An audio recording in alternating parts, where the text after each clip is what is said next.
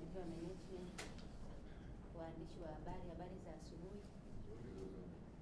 Nichukue fursa hii kuwakaribisha sana waandishi wa habari Baraza la Mitihani Tanzania, na mbele yenu tunaye katibu mtendaji Profesa Said Mohamed anayo taarifa muhimu kwa ajili ya kuifikisha kwa umma wa Tanzania. Tunashukuru kwa kufika kwa wakati na nimkaribisha sana kiongozi wetu ili aweze kutoa taarifa husika. Karibu sana. Asante. Habari ya asubuhi. Na mimi niwakaribishe sana Baraza la Mitihani ya Tanzania. Baraza ni chombo cha serikali kikiwa na wajibu mkubwa kabisa kuendesha mitihani katika elimu msingi kuanzia darasa la kwanza mpaka darasa la 7, lakini elimu ya sekondari kidato cha kwanza mpaka kidato cha 4, na elimu ya sekondari ya juu kidato cha 5 na cha 6, pamoja na mitihani ya ualimu. Karibuni sana.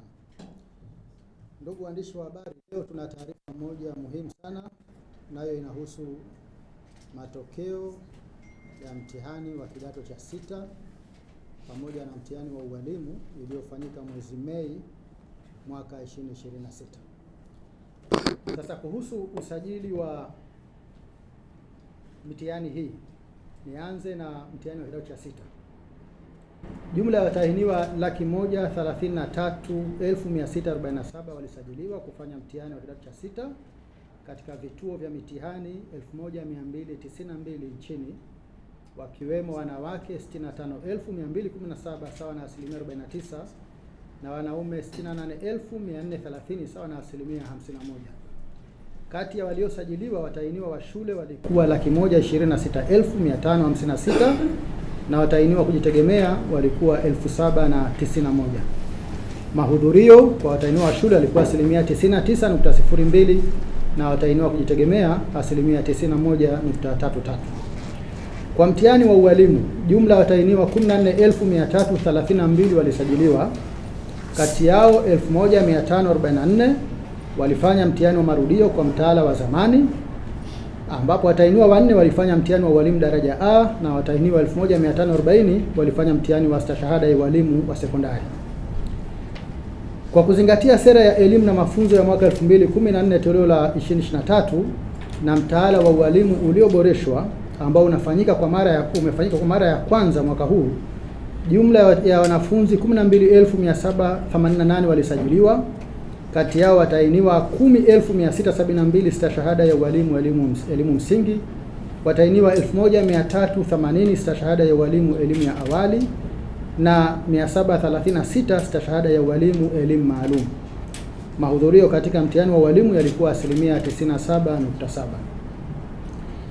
Niongelee kuhusu matokeo. Kuhusu matokeo kwa mtihani wa kidato cha 6, takwimu zinaonyesha kuwa ufaulu kwa watahiniwa wa shule ni 99.92, ambapo watahiniwa 125,056 kati ya 125,320 wenye matokeo wamefaulu kwa kupata madaraja ya kwanza, la pili, la tatu na la 4. Mwaka 25 watahiniwa 125,779 sawa na 99.95 ya watahiniwa wa shule walifaulu, na mwaka 24 watahiniwa 103,252 sawa na 99.92 walifaulu. Kwa upande wa watahiniwa kujitegemea, idadi ya waliofaulu ni 6,112 sawa na 94.5. Kuhusu ubora wa ufaulu, jumla ya watahiniwa 124,603 sawa na 99.56 wamepata division 1, 2 na 3. Mwaka 25 waliopata division 1, 2 na 3 walikuwa 125,375 sawa na 99.62. Mwaka 24 walikuwa 102,719 sawa na 99.4, na mwaka 23 walikuwa 95,442 sawa na 99.3. Hivyo ubora wa ufaulu kwa mtihani wa kidato cha 6 umeendelea kuwa zaidi ya 99% kwa miaka 4 mfululizo. Idadi ya watahiniwa waliopata daraja la kwanza mwaka 26 ni 67,696 sawa na 54.1 ya watahiniwa wote, ikiwa ni ongezeko la 5.52 ikilinganishwa na mwaka 25 ambapo watahiniwa waliopata daraja la kwanza walikuwa 61,120 sawa na asilimia 48.6. Kuhusu ufaulu kwa jinsi, takwimu zinaonyesha kuwa hakuna tofauti kubwa ya ufaulu kati ya wasichana na wavulana, kwani wasichana waliofaulu ni 61,733 sawa na asilimia 99.94 na wavulana ni 63,323 sawa na asilimia 99.91 ya waliofanya mtihani. Aidha, hakuna tofauti kubwa ya ubora wa ufaulu kati ya wavulana na wasichana, kwani waliofaulu kwa madaraja ya kwanza, la pili na la tatu ni 99.6 asilimia kwa wasichana na 99.53 asilimia kwa wavulana. Kuhusu ufaulu kwa tahasusi, takwimu zinaonyesha kuwa waliofaulu kwa kupata division 1 na 2 kwa tahasusi za lugha, sayansi jamii, biashara na uchumi ni zaidi ya asilimia 95, ambapo tahasusi za lugha ni asilimia 95.25, sayansi jamii ni asilimia 97.17, biashara na uchumi ni 95.93 asilimia. Kwa tahasusi za sayansi asilia, idadi ya division 1 na 2 ni asilimia 77.68. Watahiniwa waliopata daraja la kwanza na la pili kwa tahasusi za sayansi asilia wameongezeka na kufikia 38,118 mwaka 2026 ikilinganishwa na 37,067 mwaka 2025 na 31,386 mwaka 2024. Kwa tahasusi za sayansi asilia, idadi ya waliopata division 1 na 2 ni 8,757 sawa na asilimia 82.01 kwa PCM, 15,285 sawa na asilimia 76.36 kwa PCB, 10,880 sawa na asilimia 76.67 kwa CBG, 1,412 sawa na asilimia 88.47 kwa PGM na 847 sawa na asilimia 76.93 kwa tahasusi ya PMC. Kwa tahasusi za lugha, takwimu zinaonyesha kuwa tahasusi zote zimefanya vizuri, ambapo tahasusi ya HKL yenye watahiniwa wengi zaidi kuliko zote ina jumla ya watahiniwa 14,466 sawa na asilimia 95.65 waliopata division 1 na 2. Kwa tahasusi za biashara na uchumi, takwimu zinaonyesha kuwa tahasusi zote zimefanya vizuri, ambapo watahiniwa waliopata division 1 na 2 ni 1,837 sawa na asilimia 93.87 kwa tahasusi ya EKA, 6,788 sawa na asilimia 94.27 kwa EGM na 8,205 sawa na asilimia 96.35 kwa HGE. Kwa upande wa sayansi jamii, tahasusi zote zimefanya vizuri, ambapo jumla ya watahiniwa waliopata division 1 na 2 kwa tahasusi ya HGK ni 23,153 sawa na asilimia 98.05 na tahasusi ya HGL ni 17,474 sawa na asilimia 96.03.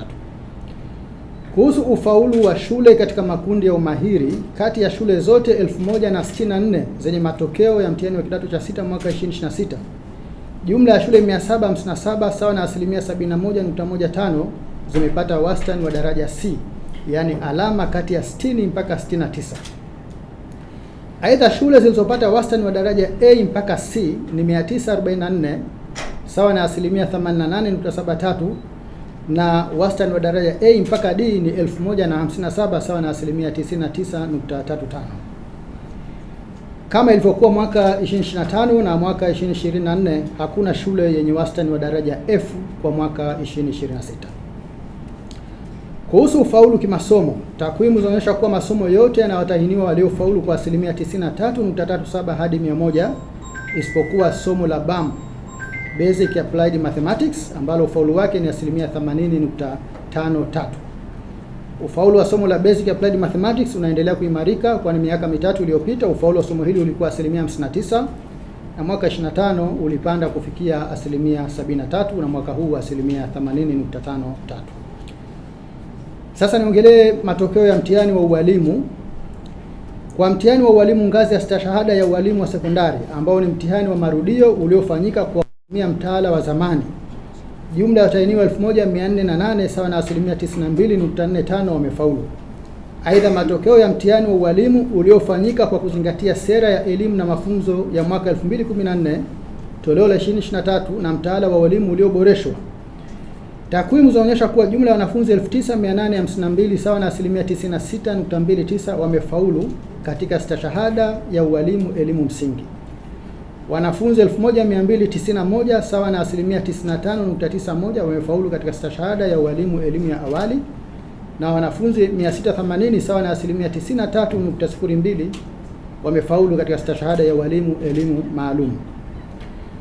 Kuhusu ubora wa ufaulu kwa mtihani wa ualimu, katika stashahada zote tatu za mtaala ulioboreshwa, waliopata daraja la juu kabisa la ufaulu yani distinction lenye GPA ya 4.4 mpaka 5.0 ni watahiniwa 56 sawa na asilimia 0.54 kwa stashahada ya ualimu elimu msingi, watahiniwa 118 sawa na asilimia 8.77 kwa stashahada ya ualimu elimu ya awali, na watahiniwa 29 sawa na asilimia 3.97 kwa stashahada ya ualimu elimu maalum. Aidha, watahiniwa waliopata daraja la credit lenye GPA ya 3.5 mpaka 4.3 ni 2616 sawa na asilimia 25.31 kwa stashahada ya ualimu elimu msingi, 402 sawa na asilimia 29.87 kwa stashahada ya ualimu elimu ya awali, na 389 sawa na asilimia 53.21 kwa stashahada ya ualimu elimu maalum. Ndugu waandishi wa habari, Baraza limezuia kutoa matokeo ya watahiniwa 190 wakiwemo 184 wa kidato cha 6 na 6 wa mtihani wa ualimu ambao walipata matatizo mbalimbali yakiwemo ya kiafya. Watahiniwa husika wamepewa fursa ya kufanya mtihani mwaka 2027 kwa mujibu wa kifungu cha 32 kifungu kidogo cha kwanza cha kanuni za mitihani. Baraza limefuta matokeo ya watahiniwa 58 wakiwemo 44 wa mtihani wa kidato cha 6 na 14 wa mtihani wa ualimu ambao walibainika kufanya udanganyifu. Matokeo hayo yamefutwa kwa mujibu wa kifungu cha 5 kifungu kidogo cha pili IJ cha sheria ya Baraza la Mitihani sura namba 107 kikisomwa pamoja na kifungu cha 30 kifungu kidogo cha pili B cha kanuni za mitihani za mwaka 2016.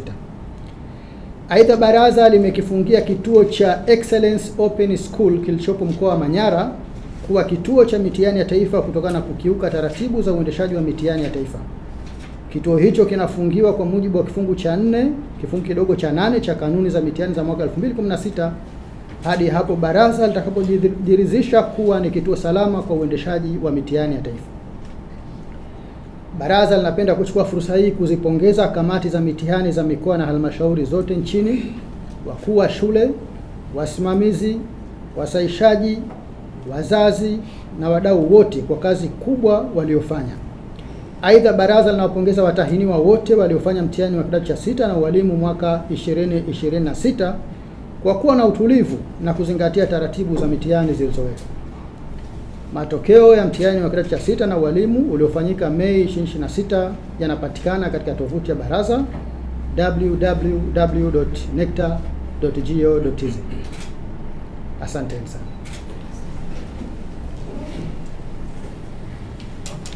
Nichukue fursa hii kumshukuru sana Katibu Mtendaji Profesa Said Ali Mohamed kwa taarifa hiyo, na niwakaribishe waandishi wa habari kama kuna yote mwenye swali, taji jina lako kamili, chombo cha habari na kuuliza swali.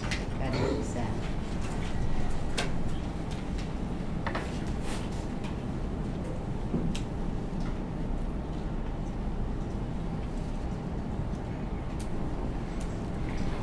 Basi kwa ukimya huu, karibu. Asante. Nina swali moja naomba kuuliza. Wakati anasoma ameelezea kwamba watuhumiwa takriban 58 wamekutwa na makosa ya udanganyifu na mitihani yao imefutwa. Labda ni hatua zipi zimechukuliwa, labda na pia ulikuwa udanganyifu wa Hatua ya kwanza ni kufuta matokeo kwa mujibu wa vifungu vya sheria na kanuni ambavyo nimevitaja, lakini tunaendelea kutoa elimu. Serikali inawekeza, wazazi wanawekeza, wadau wanawekeza, na msingi wa maendeleo ni elimu. Hatupendi tuone mwanafunzi amespendi miaka miwili katika mafunzo kisha anaishia kufanya udanganyifu. Kwa baraza litaendelea kuwa na udhibiti mkali katika kuchukua hatua na kudhibiti usalama wa mitihani ya taifa.